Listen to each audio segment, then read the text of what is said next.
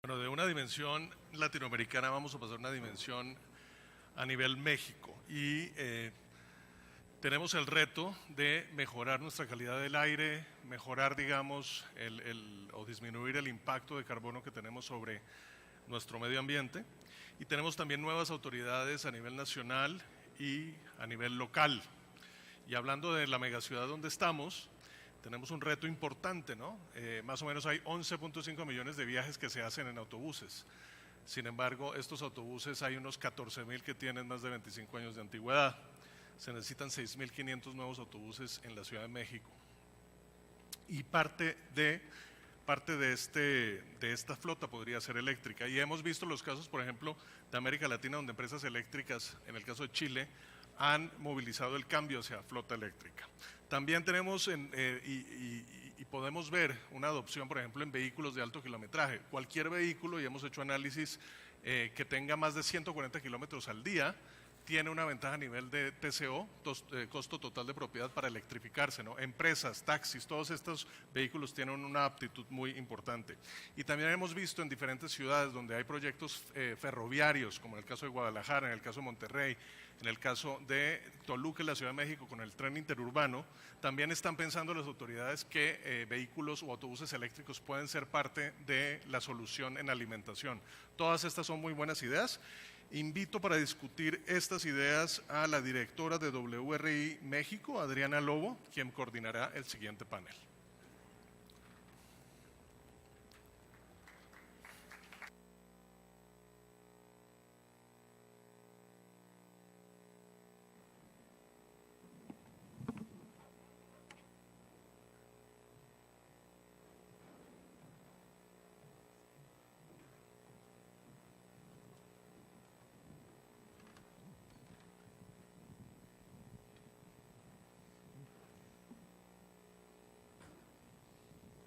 Muy buenos días a todos, muchas gracias por acompañarnos, gracias también a los organizadores por la invitación.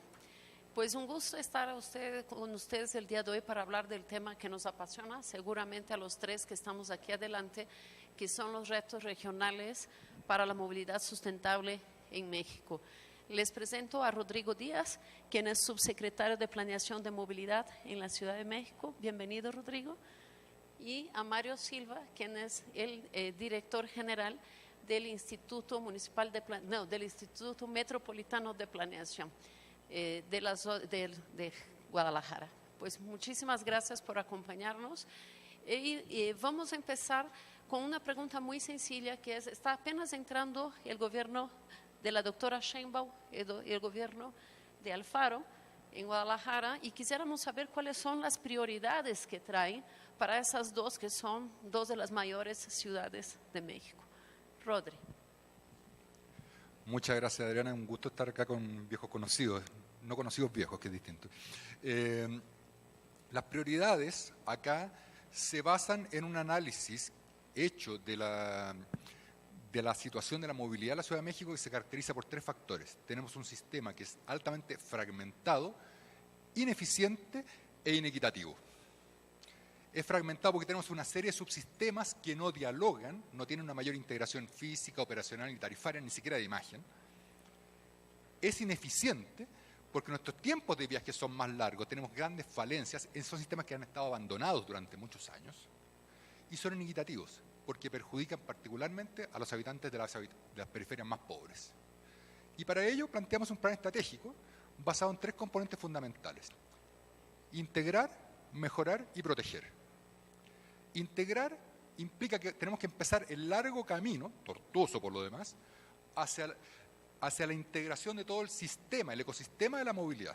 No podemos seguir entendiendo el metro por un lado, bicicletas por el otro, metrobuses por el otro. Tenemos que entender el problema como un todo. Eso incluye también a nivel metropolitano. No podemos seguir pensando en las políticas de movilidad de la Ciudad de México como lo que pasa en nuestra frontera de 9 millones de habitantes. Eso implica también mecanismos de coordinación, al menos, con lo que pasa con nuestro vecino del Estado de México. El segundo tema es mejorar. Recibimos un sistema que está en estado calamitoso. 1 de cada 4 trenes del metro no está operando. la mitad del sistema de trolebuses no está operando. Los últimos se compraron hace más de 20 años. En el caso de tren ligero, por ejemplo, de 24 trenes solamente hay 12 operando. RTP, 2/3 solamente están operando. Y en el caso del transporte concesionado, que es donde se hace el 60% de los viajes en transporte colectivo, tenemos una situación en que más del 50% de la flota ya cumplió su vida útil. Entonces tenemos que renovar, mejorar la conectividad y mejorar la experiencia de viaje. Esto implica fijarnos en lo que pasa dentro del vehículo, en la zona de espera y en el acceso. Y el tercero es proteger, llegar a cosas elementales, básicas, que cuando yo me mueva a la ciudad pueda llegar sano a la casa, que no me atropellen, pero tampoco que no me asalten, que no me violen, que no me secuestren. Son los problemas reales que enfrenta la Ciudad de México. Descritan varios indicadores como una de las ciudades más peligrosas para moverse, particularmente si uno es mujer, particularmente si uno es de los sectores más marginados. Y por eso, de hecho, estamos lanzando y ya a fines de mes tendremos nuestra estrategia de género, que enfocada precisamente a tener una estrategia real para soluciones de movilidad orientadas a las necesidades y peligros que enfrenta la mujer. Con eso hago un breve resumen. Pues muchas gracias, Rodrigo. Muy importante la temática. Yo resaltaría que, bueno, saliendo que somos el 20º país más peligroso para ser mujer, según Forbes, pues muy importante el tema de género. Quisiéramos ahora conocer un poco qué vamos a hacer en Guadalajara. Bueno, interesantemente, aquí estamos hablando de Ciudad de México, que sin duda es inseguro. Si fuéramos a hablar de zona metropolitana, que es todavía un reto mayor, aumentaríamos el grado de peligrosidad. Pero en Guadalajara sí tenemos la oportunidad de hablar de planes metropolitanos. A ver, cuéntanos, Mario. Gracias. Bueno, buenos días a todos, a todas. En este caso, su servidor viene representando al Instituto Metropolitano de Planeación del área metropolitana de Guadalajara. En México existen, según el INEGI, 74 entornos metropolitanos y la única metrópoli que tiene un mecanismo de gobernanza integrado por un ente técnico, uno político y uno social es el área metropolitana de Guadalajara, integrada por 9 municipios con una población de 5 millones de habitantes y que en este momento no solo el gobierno estatal acaba de iniciar operaciones el pasado mes de diciembre, los ayuntamientos de la metrópoli también comenzaron recientemente en el mes de octubre. En este caso, la prioridad número 1 que se ha marcado tanto del Estado como de los municipios es la transformación total del sistema de transporte público a través de la integración tarifaria, el sistema de recaudo, la tarjeta de prepago, que nos permita sobre todo hacer ajustes a un modelo financiero y operativo que hoy día, pues no solamente el caso de Guadalajara, sino de muchas de las ciudades de México, pues se encuentra en franca crisis, en ausencia de inversión y que tiene que tener un impulso y una renovación importante. El segundo aspecto es el rediseño institucional. En el caso del Estado de Jalisco, la Secretaría de Movilidad pasa a centralizarse solo al transporte en esta etapa, pero la agenda de movilidad al completo se transfiere al Instituto Metropolitano de Planeación. Nosotros ahora vamos a fusionar los instrumentos territoriales, tenemos un plan de ordenamiento territorial metropolitano que entre otras cosas plantea la creación de corredores de desarrollo orientado al transporte para colocar los incentivos de vivienda asequible o vivienda social y ahora nos tocará también la dictaminación de las rutas empresa, de las rutas de transporte masivo y de esta forma vamos a articular los instrumentos territoriales con los de planeación del transporte. El tercer elemento sería el transporte masivo. Tenemos el debate abierto con la conclusión de la línea 3, que al igual que ocurre en Monterrey, pues son inversiones que todavía no han sido concluidas por parte del gobierno federal, pero que estamos analizando, en este caso, el inicio de operaciones de Peribús, un proyecto de BRT ambicioso para el periférico de la ciudad, la línea 4. El cuarto tema sería la ampliación de la infraestructura no motorizada. Platicábamos con Adriana hace unas semanas que nos topamos en Washington, casualmente, que el desabasto del combustible que ocurrió en muchos lugares de México fue una suerte de proxy o de pilotaje de qué ocurriría en términos logísticos y operativos con los sistemas de transporte. En el caso de nosotros en Guadalajara, nuestro sistema de bicicleta pública en los primeros 25 días del año tuvo un incremento del 68% de viajes en relación al 2018 y un 131% más de nuevos usuarios que se registraron para poder hacer el uso del sistema, lo cual nos demuestra que la apuesta en la infraestructura ciclista y en los sistemas públicos de movilidad no motorizada, pues es un tema importante. El quinto asunto son las plataformas, sea para transporte en red, como pueden ser los patines eléctricos, o plataformas como Uber, Didi, Cabify, City Drive, etcétera, que bueno, es un debate abierto, no solo la regulación, sino los datos que se pueden aportar para entender mejor cómo están ocurriendo las dinámicas de movilidad en nuestras ciudades. Y por último, que no menos importante, todo el tema de la equidad asociada a los desplazamientos y a la movilidad. Platicamos hace un momento el tema de la violencia y la agresión y acoso sexual hacia las mujeres en el transporte público. Podremos hablar también de las condiciones de desigualdad para personas con discapacidad al utilizar no solo el transporte público, sino cualquier banqueta de nuestras ciudades. Entonces, estamos confiados en que la agenda de la igualdad sustantiva y la inclusión también tiene que llegar a la movilidad, porque no pueden estar separadas y no podríamos hablar de estas innovaciones si no las vinculamos. Viendo la importancia que tiene en los dos planes la reforma muy importante y significativa de transporte público, quisiera que profundizáramos un momento en cuáles son igual las prioridades, dónde va a estar la inversión y en términos de reforma de organización institucional, ¿qué están pensando? Creo que acá vamos por dos ejes. En el caso de aquellas instituciones, servicios gestionados desde el gobierno, estamos hablando de metro, metrobús, RTP, sistema de transportes eléctricos y el nuevo cablebús, que será el teleférico que tendrá esta ciudad, lo que tenemos que hacer en primer lugar es rescatar lo existente. Entonces, dar mantenimiento y rescatar flota. Segundo, renovar flota, mejorar nuestros sistemas operativos.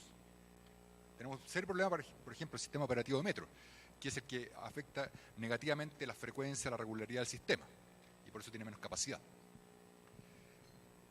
Por un lado está eso, pero por otro lado tenemos el gran desafío del transporte concesionado, los microbuses, que como decía, es el talón de Aquiles que tenemos como ciudad. Son más de 30.000 unidades, 30.000 microempresarios que tienen estas unidades que son viejas y que funcionan bajo un sistema de modelo de negocio en el cual las ganancias están por pasajero transportado de manera individual.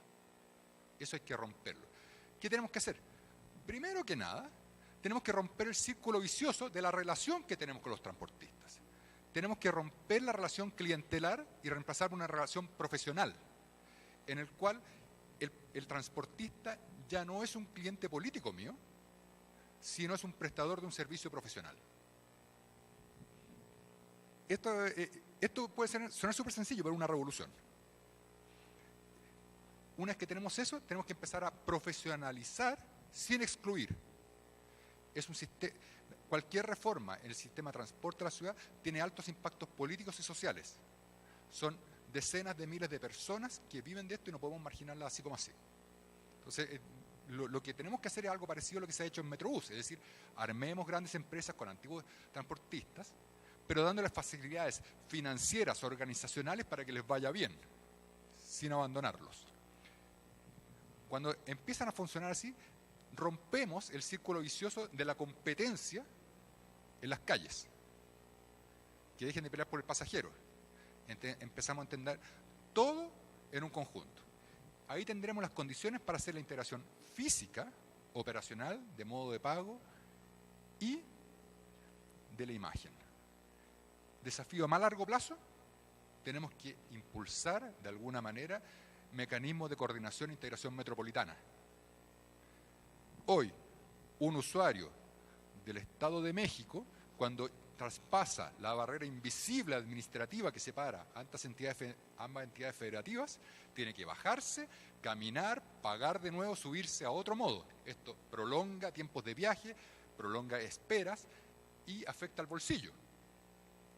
No sacamos nada, tenemos una flota eléctrica, no sacamos nada teniendo buses autónomos, si la gente va a tener que seguir haciéndose inútil transbordo.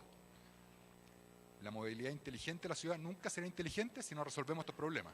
Seguirá siendo idiota. Entonces, tenemos que entender todo esto como un conjunto. Y esto implica también integrar con modos no motorizados, pensar acceso de primer y último tramo. ¿Cómo metemos todo esto con circulación peatonal y un fomento fuerte a la movilidad ciclista? En este último punto, nosotros tenemos un compromiso claro. Al 2024 tenemos que duplicar la cantidad de viajes ciclistas a la ciudad, pasar del 1.4% al 3%. La segunda meta es aumentar la cantidad de mujeres pedaleando, llegar al 30%. Hoy andan por el 10%. Y tercero, bajar sustantivamente el número de víctimas en incidentes de tránsito. La cifra que tenemos hoy es vergonzosa. Es un problema serio al cual tenemos que meterle de lleno esto. Sí, de hecho, sí es un tema grave que perdamos 2 personas al día en accidentes de tránsito en la ciudad. El número oficial, y sabemos que su registro es importante. Mario, vemos que el gobernador Enrique Alfaro llega con mucha prisa de transformación y con un equipo que viene trabajando de una manera muy fuerte. ¿Cuáles son los siguientes pasos? ¿Cuál es el plan de transformación? Bueno, el primer paso se dio con la creación de la Secretaría de Transporte para focalizar todos los esfuerzos normativos, regulatorios, de acompañamiento técnico y de transformación tecnológica, bajo la figura del sistema CITEUR, que en este momento administra el BRT y el tren ligero. Va a hacerse la transformación del resto de rutas que estén bajo esta modalidad de transporte masivo, y la Secretaría se encargará de sacar adelante todo lo relacionado con ruta empresa, las rutas con perfil social y todo el enfoque alimentador que debe tener la metrópoli y el estado de Jalisco, porque no solamente abordarán el trabajo en el área metropolitana. El segundo componente fue este cambio donde nosotros como IMEPLAN asumimos esta nueva competencia del rediseño de las rutas. Estamos haciendo un trabajo para armar el nuevo Programa General de Transporte Público con la participación de los municipios. Los municipios tienen mucho que decir y el transporte público y sus rutas tienen que ser vistos como incentivos para el desarrollo urbano, para la redensificación y para la renovación positiva de nuestros entornos. Entonces lo estamos haciendo a través de la Mesa Metropolitana de Movilidad. Nosotros, por obligación de la Ley de Coordinación Estatal en materia metropolitana, tenemos que instituir un mecanismo de participación con los directores de movilidad de los 9 municipios y el IMEPLAN, y es esta mesa donde estamos decidiendo el rediseño de las rutas con estos criterios urbanos. El tercero es que el día de ayer los 9 alcaldes, nuestras 2 alcaldesas que están en esa mesa, el gobernador y la SEDATU, aprobaron la creación de la Agencia Metropolitana de Infraestructura para la Movilidad, mecanismo con el que vamos a administrar los semáforos para hacer su renovación y su integración a un modelo de sistema de información geográfica y con otros componentes de tecnología que nos permita tomar decisiones más operativas. La fotoinfracción, que también se va a administrar desde ahí y va a aplicar el Atlas de Siniestralidad y el Programa de Gestión de Velocidad en el área metropolitana de Guadalajara, el sistema de bicicleta pública y el equipamiento y señalización en los corredores de transporte masivo. Entonces, todo esto se administra con un enfoque de servicios públicos desde esta nueva agencia y bueno, vamos a ver cómo avanzamos con este tema. Es una apuesta de innovación importante y también en breve vamos a hacer un anuncio sobre la inversión que se va a hacer en infraestructura no motorizada y en otras intervenciones de centros de transferencia modal. Entonces, bueno, creo que esas serían básicamente las agendas en lo inmediato. Vamos a ver en un año qué otras cosas implementamos. Una cosa interesante sobre Guadalajara es el tema de cómo se enfoca la participación ciudadana y los observatorios. ¿Nos puedes comentar brevemente, por favor? Bueno, es un caso muy peculiar porque ahorita que Rodrigo y tú hablaban sobre la accidentalidad, si bien es cierto que muere más gente por accidentes vinculados a temas de auto particular, desde hace 20 años en el caso de Guadalajara, en la conciencia colectiva y en la opinión pública es muy fuerte los accidentes y las muertes por transporte público. Incluso se llegó a instalar una fiscalía por víctimas del transporte público hace algunos años. Y hubo un accidente muy fuerte en el 2014 que atropellaron a 25 estudiantes, derivó en una protesta y el entonces gobierno de Jalisco crea un mecanismo que es el Observatorio Ciudadano de Movilidad y Transporte, cuyas recomendaciones son obligatorias y vinculantes para todas las dependencias de la administración estatal. Está integrado por universidades, sector privado y organizaciones de sociedad civil han emitido más de 73 recomendaciones, desde transporte público, calidad del aire, hasta, de hecho, la posibilidad de haber legalizado la actividad de Uber, Didi y demás plataformas fue gracias a una recomendación de este observatorio. Entonces, creo que es una experiencia muy interesante, nos abre un debate sobre cómo debe de ser la participación y todo el conocimiento e inteligencia colectiva que se ha creado desde los movimientos sociales, y bueno, sigue vigente y ahora hay una renovación de estas recomendaciones que en breve van a presentar una segunda vuelta actualizando estos asuntos. Sí, es que hay dos mecanismos que son muy particulares de Guadalajara, que es exactamente el IMEPLAN, que es el primer organismo metropolitano de coordinación, pero también el esquema de participación ciudadana. Y ahora, para cambiar un poco, te voy a preguntar, invertir y preguntar primero a ti, Mario. Tenemos solo 5 minutos, entonces muy brevemente el tema de cómo ven la integración de la nueva tecnología, las plataformas, y cómo ven que eso viene cambiando el ambiente en general de movilidad. Bueno, nosotros tenemos desde el 2018, desde junio del 2018, la norma técnica para la prueba piloto para los sistemas sin anclaje, una norma que establece polígonos restringidos, polígonos prioritarios, polígonos de compensación, y no han entrado las empresas al área metropolitana de Guadalajara porque el acuerdo metropolitano exige que entren a los 9 municipios. Sabemos que desde el punto de vista comercial hay ciertas prioridades, pero estamos buscando justamente con esto que yo mencionaba de la equidad y la inclusión, pues generar condiciones de equidad para que otros municipios también puedan tener acceso a estos servicios. Estamos en este momento discutiendo el asunto de los datos, la importancia de las tecnologías, plataformas y demás, es cómo la información que están generando puede ayudarnos a tomar decisiones, y particularmente con patines eléctricos estamos también ya listos con una norma técnica para una prueba piloto, que bueno, en breve también será dada a conocer, la tienen que aprobar los alcaldes y el gobernador. Lo comento porque siempre me buscan a mí en el IMEPLAN, yo con mucho gusto atiendo a todo el mundo, pero somos un ente técnico y la máxima unidad de decisión son los 9 alcaldes y el gobernador. Muy bien, pues muchas gracias. Rodrigo, en el caso de la Ciudad de México, que de hecho en estos días ha habido bastante polémica con estos temas, pero también en una visión un poco más amplia de qué significan todas las nuevas alternativas en la vida de las ciudades y lo que hoy representa de nuevas opciones. Las nuevas opciones de movilidad son un arma de doble filo. Nosotros reconocemos que efectivamente tiene un aspecto muy positivo, que es ampliar las opciones de viaje a la población. Sin embargo, si estas opciones no tienen un marco regulatorio adecuado, pueden volverse en contra de los beneficios colectivos de la ciudad. Pongo un ejemplo. En el caso de servicios plataforma, de tipo Uber, disculpen por nombrar una marca, pero es la más conocida, efectivamente amplían nuestras opciones de viaje. Sin embargo, son servicios que se nutren de la sobreoferta. Mientras más sobreoferta haya, mejor les va a ellos. Por eso cuando usted va a Polanco, pide un servicio de estos, le llega en 1 minuto. Para que llegue en 1 minuto tiene que haber 20 dando vueltas pasivos.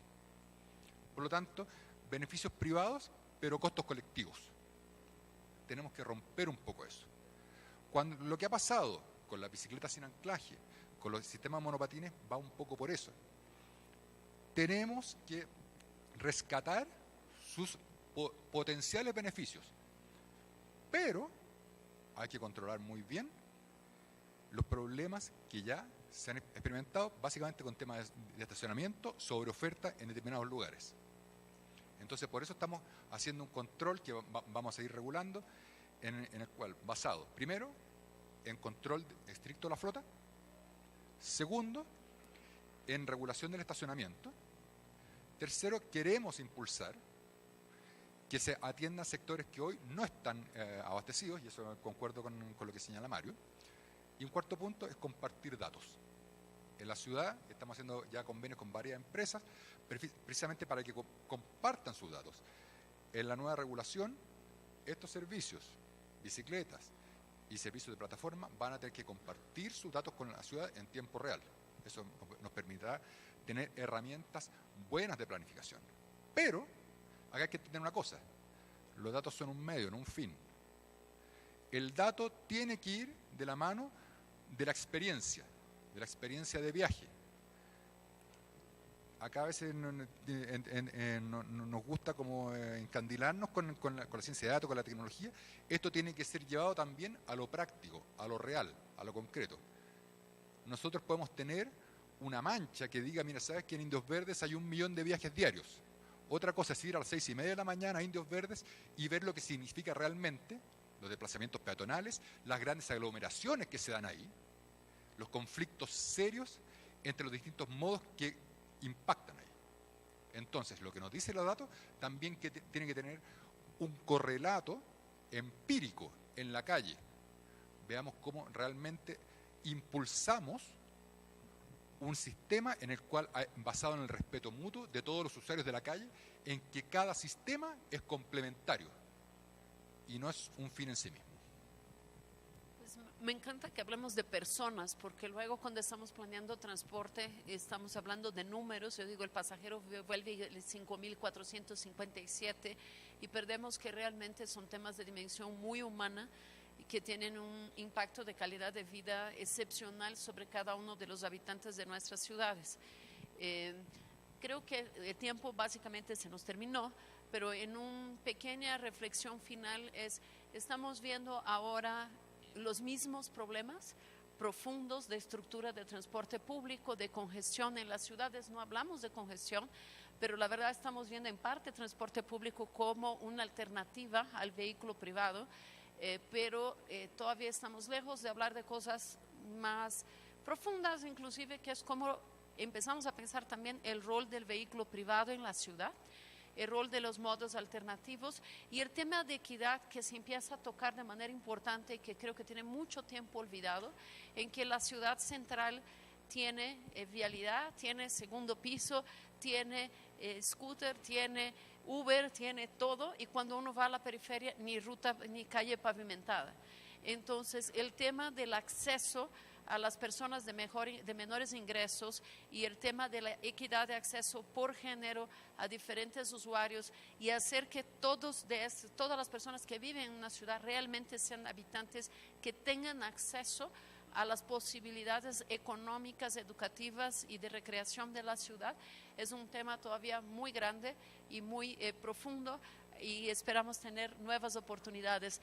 Me encanta ver que los gobiernos están viendo el tema de la equidad de una manera mucho más importante que antes, y creo que esa es una discusión que sigue y seguirá en los próximos años.